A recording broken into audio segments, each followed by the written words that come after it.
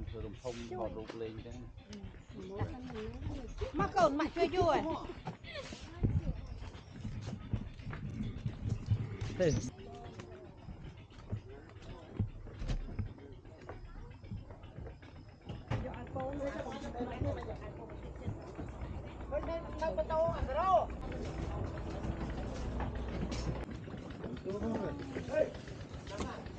cái thọ tại cùng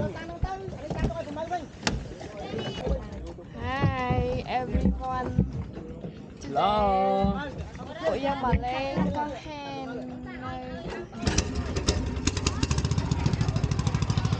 Go Hello Ê, Mark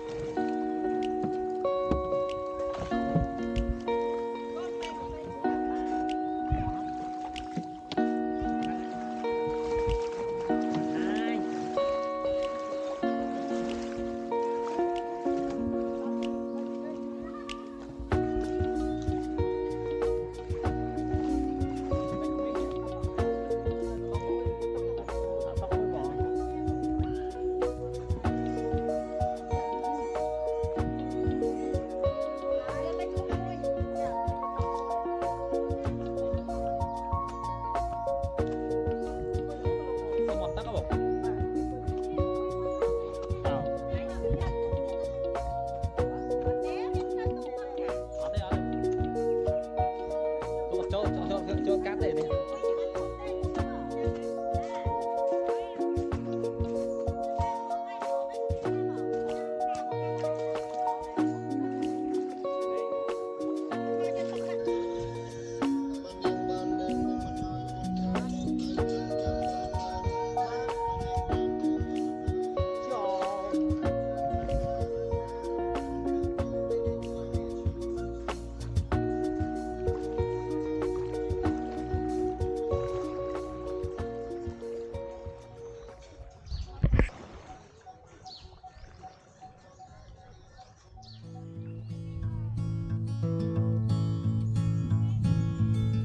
We talked all night till morning light. Felt like we knew something. Oh, we felt alive. Felt alive. Ooh, ooh.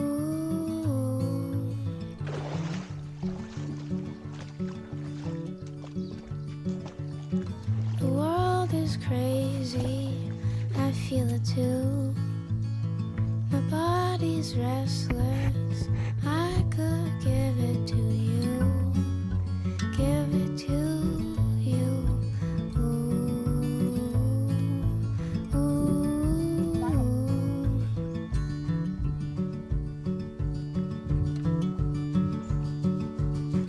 Too many questions. We'll throw 'em out. We'll start all over. Oh, we'll work our way out. Work our way out. Ooh, ooh.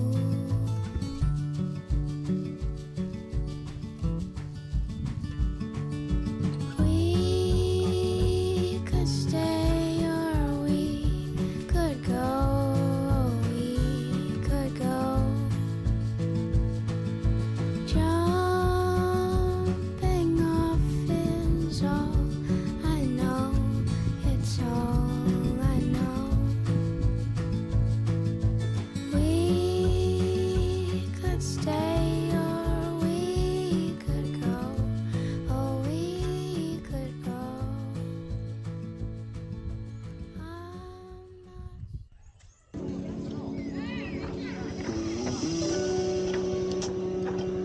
I'm not ห้อง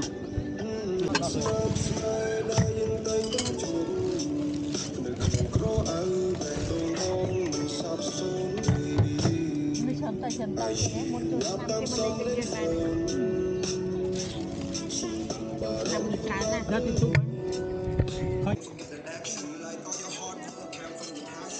กลองเตี้ยกลอง ลองเล่นเลย ไม่ใช่ตีมัดนะคะ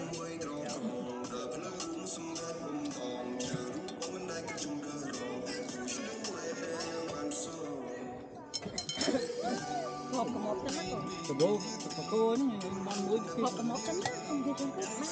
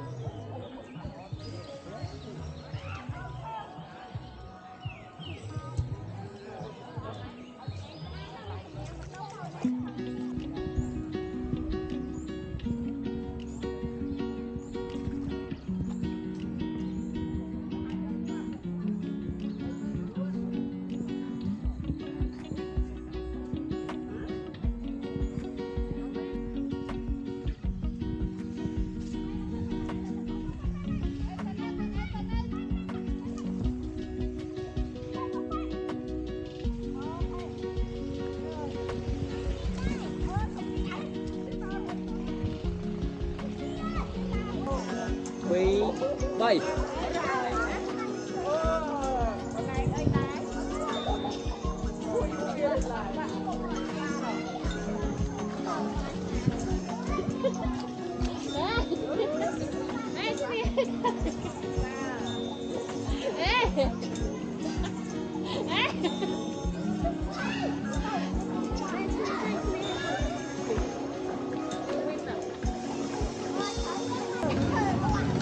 Kalimantan kita sanggup dia.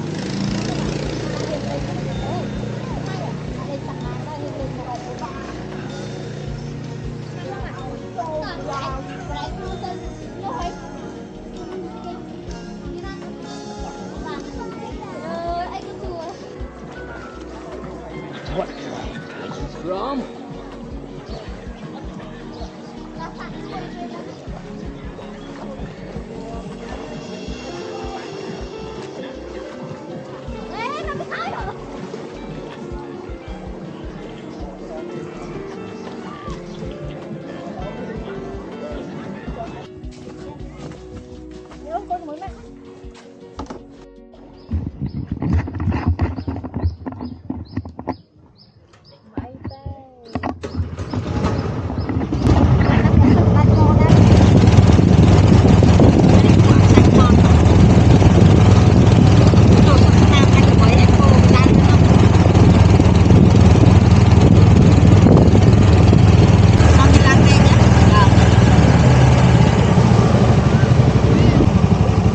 tụi mới steel nên khi mà steel không Tiêu là ngại chi phang phụ.